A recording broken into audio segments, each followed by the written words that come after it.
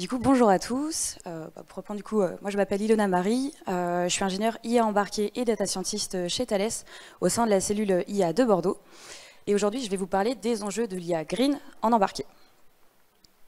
Super. Donc au sommaire de cette présentation, je vais commencer par une introduction sur le déploiement de l'IA dans le cloud versus dans l'edge. Ensuite, je vais vous présenter un premier cas d'usage sur la compression d'images satellites qui a influencé nos réflexions sur le portage de l'IA pour les cibles embarquées. Je vous présenterai ensuite notre framework FIMET qui est né de ces réflexions et deux cas d'usage qu'on a traités avec ce framework qui portent sur la miniaturisation de l'IA pour les systèmes embarqués. Je finirai par une petite ouverture sur les démarches green dans le cloud et aussi chez Thales. Donc du coup, utilisation, déploiement de l'IA dans le cloud ou dans l'edge, quelles sont les différences? Déjà, il faut se dire que dans l'utilisation de l'IA pour la valorisation de la donnée, on va trouver trois piliers. Le premier, c'est le sensing, pour tout ce qui a trait à l'enrichissement des données en sortie de capteur. Ensuite, on va avoir le reasoning, pour tout ce qui est déduction logique, corrélation multicapteur et résolution de problèmes. Et pour finir, on a l'acting, pour tout ce qui est interaction autonome avec l'environnement. Donc pour utiliser ce genre d'IA, il va falloir la déployer. Pour la déployer, on va du coup avoir le choix entre deux modes de déploiement. On peut choisir soit d'effectuer les traitements de manière centralisée dans un data center, ou de les effectuer de manière distribuée dès l'acquisition. Donc dans le premier cas, les données elles sont captées et remontées sur un serveur central pour être traitées au même endroit. Ça va nécessiter du coup de traiter des données brutes, parfois volumineuses, et donc il va falloir avoir un système qui soit suffisamment dimensionné pour tenir la charge. Donc ça, c'est ce qu'on appelle le cloud computing. Le second cas, on peut décider du coup de déployer ces traitements directement sur les capteurs pour qu'ils soient effectués dès l'acquisition. Donc ça permet en fait de faire transiter, de réduire la quantité de données qui transitent et donc la charge de calcul sur le serveur central. Cependant, si on effectue les traitements sur les capteurs, on pourra traiter à ce moment-là que des données individuelles ou de petits historiques, sans corrélation possible avec des sources externes. Et donc ça, c'est ce qu'on appelle le edge computing.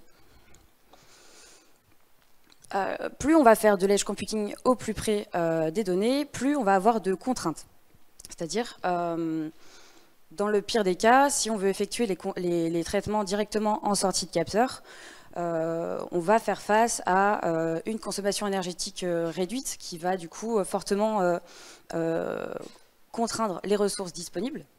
On va avoir aussi un besoin de réactivité des traitements pour qu'ils aillent au moins aussi vite que l'acquisition pour respecter le temps réel. Et on va avoir besoin d'une précision convenable pour ne pas donner de fausses informations. Donc ça, c'est un peu en opposition avec l'IA. De manière générale, les modèles ils vont être volumineux et surtout, ils vont engendrer des calculs intensifs. Donc ça, c'est ce qu'on appelle la RAID IA, qui se focalise sur l'amélioration des performances de prédiction au maximum uniquement. Et donc on va opposer ce concept, on va opposer la RAID IA au concept de Green IA, qui vise plutôt du coup à trouver des compromis entre performance de prédiction et efficacité des calculs. Donc nous on travaille sur ces sujets de Green IA depuis 2019. Et donc le premier cas d'usage qu'on a traité, c'est un cas de compression d'image pour l'observation de la Terre. Donc, pour vous remettre un petit peu dans le contexte, dans un cas d'observation de la Terre, on va avoir notre satellite qui va graviter autour de la Terre et qui va prendre des photos et qui va les stocker. Donc, une fois qu'il est plein, ce satellite, il va vouloir se décharger. Et donc, pour se décharger, il a besoin d'une station sol. Et donc là, il y a deux problématiques qui se posent. La première, c'est que la station sol, elle peut pointer un seul satellite à la fois. Et elle a une fenêtre de temps de visibilité de ce satellite qui est réduite. Premier problème. Deuxième problème, le nombre de satellites dans l'espace augmente et pas forcément le nombre de stations sol. Donc l'enjeu qui va se poser, c'est qu'il va falloir trouver le temps suffisant pour réussir à transférer l'ensemble des acquisitions sans perdre d'informations. Donc pour faire ça, la compression d'images par IA, c'est une solution. C'est-à-dire qu'on va aller compresser et valoriser ces différentes acquisitions avec un taux de compression qui sera du coup supérieur aux techniques classiques de compression et une dégradation des images qui sera moindre. Donc quand on veut faire ça, du coup il faut déployer les traitements directement à bord du satellite. Ce qu'il faut aussi, c'est respecter les contraintes, d'un point de vue algo, il faut respecter les contraintes métiers, donc de réactivité, de stockage et de qualité de l'information. Il faut aussi du coup bien choisir son matériel pour qu'il soit adapté aux fortes contraintes du spatial. Donc nous, on a testé...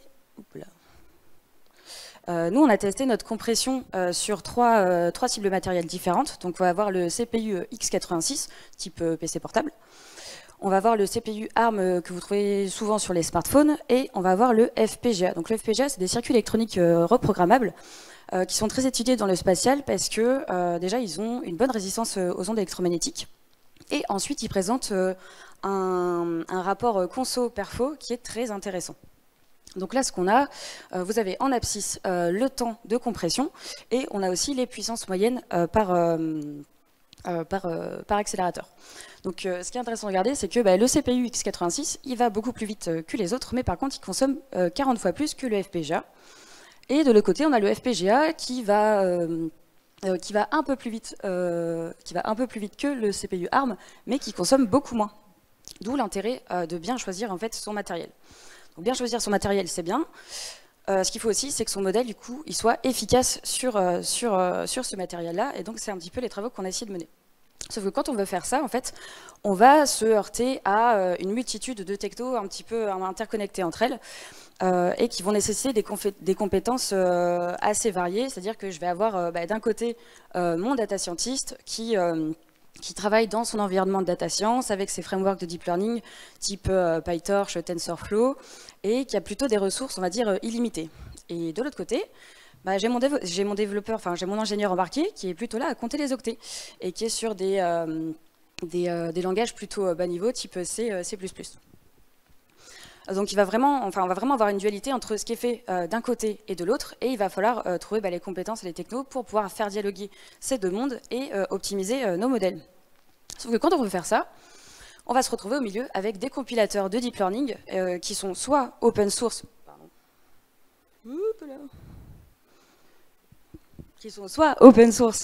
mais génériques et sous-optimaux, soit propriétaires mais spécialisés et optimisés pour un hardware à données. Donc en fait, on va vraiment avoir une émergence d'un besoin d'une représentation intermédiaire qui va permettre de manger d'un côté n'importe quel framework de deep learning et de targeter n'importe quelle cible matérielle derrière, tout en garantissant l'interopérabilité des systèmes. Donc c'est pour résoudre un petit peu ces problématiques qu'on a créé notre propre framework qui s'appelle FIMET, donc pour Factory of Intelligence Module for Edge Target. Et donc le principe de FIMET, c'est on va partir d'un environnement de data science classique avec les frameworks classiques type TensorFlow, PyTorch, etc. pour concevoir notre modèle.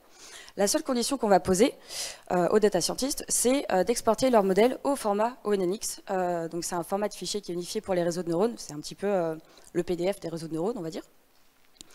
Et à partir de là, on va avoir notre framework FIMET qui va venir ingérer cet ONNX et derrière nous générer un module intelligent libre de toute dépendance logicielle sous forme de code source directement déployable sur les applications bord.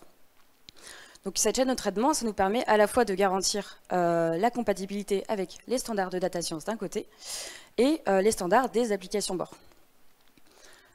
Petit point d'attention, on va du coup se retrouver avec une dualité des modèles et donc il va être primordial d'évaluer l'intégrité du modèle sur toute la chaîne de traitement. Donc pour faire ça, on a identifié trois composants principaux. Donc le premier, c'est FIMET Reduce, pour tout ce qui est conception de modèles frugal by design. Ensuite, on va avoir FIMET Specify, pour tout ce qui va être optimisation du mapping des opérations pour une cible donnée. Et ensuite, on va avoir FIMET Test, pour effectuer des campagnes de mesure d'exécution des modèles sur un hardware donné et faire des analyses comparatives. Alors du coup, sur les sujets Green-IA, nous on propose deux axes de travail. Le premier, pour essayer de trouver un compromis entre performance de prédiction et efficacité du modèle sur la cible, on propose deux axes. Le premier, ça va être réduire la taille du modèle. Donc on a étudié ça à travers un cas de détection de route sur image satellite. Donc le principe, c'est on va aller demander à notre modèle IA de nous ressortir le masque des routes depuis une image satellite RGB, c'est-à-dire on veut une représentation binaire qui va les classifier pixel par pixel, route par route. Donc ça, c'est ce qu'on appelle un modèle de segmentation d'image monoclasse. Et ce genre de modèle, donc composé de réseaux de neurones, de manière générale, c'est très volumineux, c'est très gourmand et c'est pas forcément adapté à l'embarquer. Donc nous, pour pouvoir apporter ce genre de choses, ce qu'on a fait, on a mis en œuvre une technique qui s'appelle la distillation des connaissances pour réduire la taille de ce modèle. Et donc, grâce à ça, on est parti d'un modèle... Ouais, c'est compliqué le laser. Hein. On est parti d'un modèle initialement volumineux à 60 millions de paramètres, qu'on a décliné en des modèles avec des architectures plus légères jusqu'à 120 fois plus petites, avec une précision qui, du coup, avec une précision qui est dégradé mais pas beaucoup. Donc on a par exemple on a un peu moins de 2% de dégradation sur le modèle le plus réduit qu'on a généré. Ce qui est intéressant de voir aussi, c'est qu'on a considérablement réduit le temps de convergence, ce qui du coup c'est un réel gain en temps et du coup en énergie aussi quand on fait des réentraînements par exemple.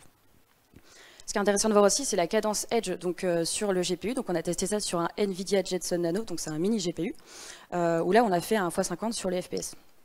Et en bas, vous avez le rendu image sur ce que nous ont généré, par exemple, deux de nos modèles distillés.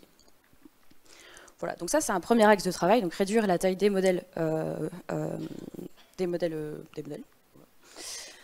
Et du coup, un deuxième axe sur lequel on peut travailler, c'est spécialiser le modèle pour une cible matérielle donnée. Donc pour ça, nous, on a étudié ça à travers un cas de commande vocale en embarqué sur microcontrôleur.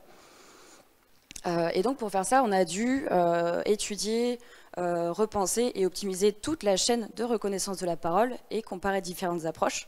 Et donc ça passe par exemple, dès le traitement du signal, comparer s'il vaut mieux effectuer des calculs avec des MFCC ou des MFE, donc ça c'est des métriques spécifiques pour le traitement du signal. Ensuite, dans le modèle acoustique, on va aller mesurer l'impact d'un traitement en int8 versus en float 32, qui peut vraiment faire la différence sur ce genre de carte très contrainte. Et on a aussi ajusté notre fréquence d'échantillonnage pour que notre fenêtre d'enregistrement elle tienne en mémoire et qu'elle respecte aussi le temps réel tout en garantissant qu'on analyse l'information en entier.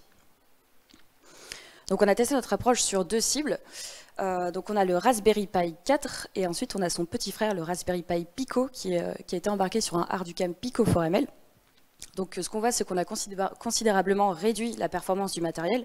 Ça se voit notamment avec la puissance. On passe de 3,65 watts sur le Pi 4 à 0,25 watts sur le Pico. Côté modèle, on a réussi à réduire la taille de notre modèle par 4, mais par contre on a perdu 15% de précision. D'un point de vue opérationnel, ça ne change pas grand-chose, ça reconnaît toujours aussi bien la parole. Au niveau de la taille du binaire, on a divisé la taille du binaire par 2 et on a augmenté le temps d'exécution total seulement par 2,4.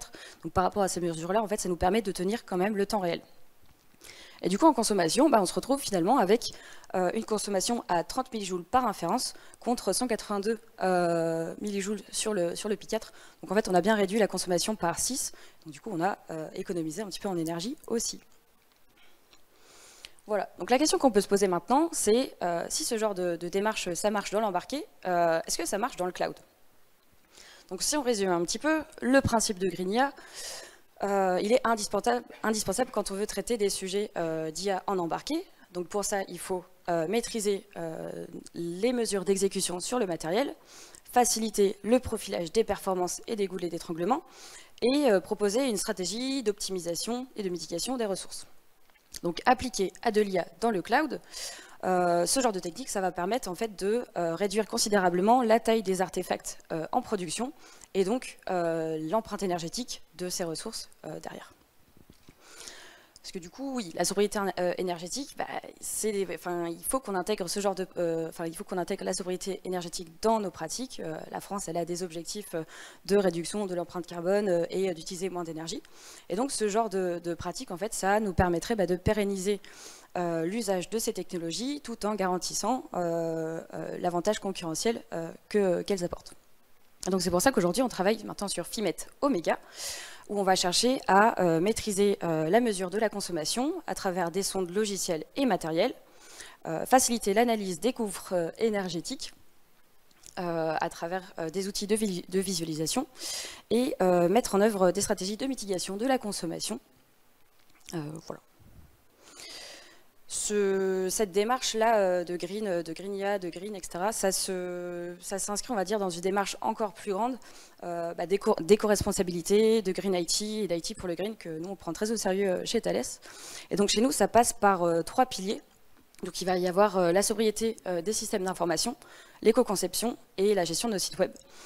Et ça passe par différents chantiers, donc ça peut être l'efficacité et la sobriété de nos data centers, le fait qu'on héberge nos propres infras, le fait qu'on veille à ce qu'elles soient green by design, qu'on mesure leur empreinte énergétique, ce genre de choses.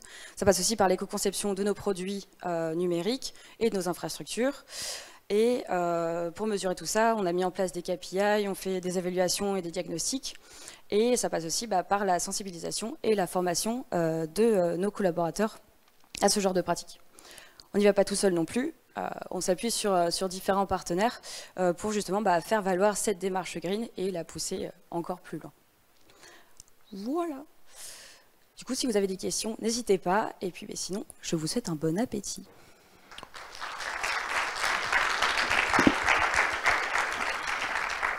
Je doute pas qu'on aura des questions dans la salle.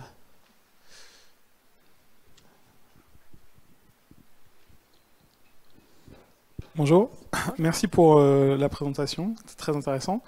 J'ai au moins une question, peut-être même deux. Vous avez fait pas mal de comparaisons entre du CPU, le FPGA, du GPU. Vous avez même montré du Raspberry Pi. Et vous n'avez pas parlé de petites cartes type Coral avec du TPU dessus.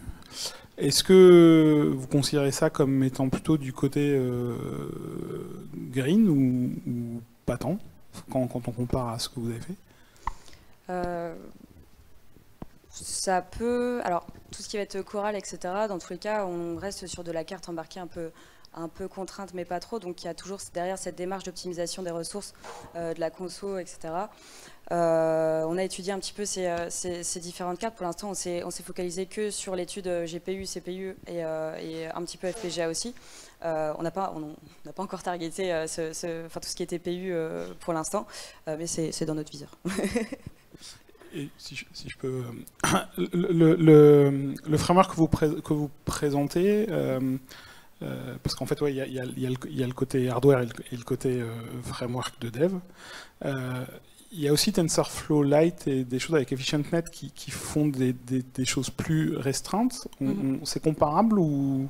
Oui, c'est comparable. On a essayé de regarder un petit peu la différence entre le portage avec TensorFlow Lite ou avec notre framework. Justement, sur certaines cibles, nous, il y a des exports avec notre framework qui n'étaient pas encore suffisamment optimisés pour que ça rentre sur quelques cartes qu'on a testées, où TensorFlow Lite arrive à s'intégrer, notamment sur tout ce qui va être microcontrôleur. C'est comparable aussi. Après... il y a des techniques qui se ressemblent là-dedans, notamment au niveau de l'optimisation du modèle, savoir si on fait, comment TensorFlow Lite optimise son modèle. Il y a des choses qu'on peut retrouver aussi de notre côté, mais les approches peuvent être comparables, mais il n'y a pas forcément le même niveau de compatibilité. Juste un tout dernier point. Pas de problème. le framework, si on veut rajouter un autre chip, une autre puce que ceux que vous présentez, oui. C'est faisable? Oui, c'est faisable. En fait, l'idée, c'est justement de pouvoir traiter... Il y a plusieurs axes. Il y a à la fois, par exemple, pour tout ce qui est traitement du signal, on a dû interfacer, on a dû rajouter dans notre framework toute la partie traitement du son qui n'est pas nativement présente sur d'autres frameworks. Donc, on l'a intégré directement pour que derrière, ça nous génère un export pour une cible. Et pour spécifier une cible, ça va être la même manière, mais on va faire la même chose, mais du coup, plutôt sur une autre partie de la chaîne, où on va se dire, pour d'autres cartes, si par exemple, c'est plus sur les types d'accélérateurs, les différentes cartes, vu qu'on a du code source qui est compilable derrière, ça s'intègre dessus, peu importe la cible matérielle. Donc ça, ce qui est assez pratique, c'est que du coup, c'est générique. Et nous, derrière, ce qu'on optimise, c'est plus le mapping des opérations pour dire ma carte, elle est composée, par exemple, d'un CPU et d'un GPU. Je sais que les opérations matricielles, c'est plus efficace sur GPU. Donc, je vais aller plutôt mapper les opérations matricielles sur le GPU pour augmenter l'efficacité.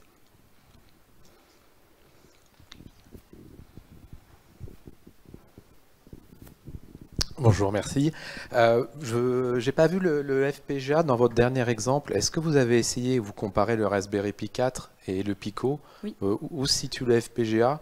Et sur le FPGA, comment vous faites pour bien utiliser toutes ces possibilités? Alors là, du coup, sur les deux cas d'usage par rapport au framework FIMET, on n'a pas encore testé sur FPGA. Du coup, je ne saurais pas trop répondre à cette question. D'accord. Et donc, par contre, votre FIMET va générer... Qu'est-ce qu'il va générer pour le FPGA? C'est du code? Vous avez du code? Parce que c'est quand même quelque chose de très très particulier, le FPGA, où on peut faire à peu près tout ce qu'on veut, y compris des process, énormément de process en parallèle. Oui, justement, l'idée, ça va être de générer plutôt du... Alors, pour le FPGA, ça va être un peu plus complexe que sur d'autres cibles, parce que l'architecture n'est pas tout à fait la même. Mais l'idée derrière, en fait, ça va vraiment être de proposer on va dire du code source, un export FPGA qui soit dédié à ce type d'architecture pour que derrière il puisse effectuer, il puisse se flasher et mapper ses opérations de manière adaptée par rapport à ce que FIMET aura généré. Ok, merci.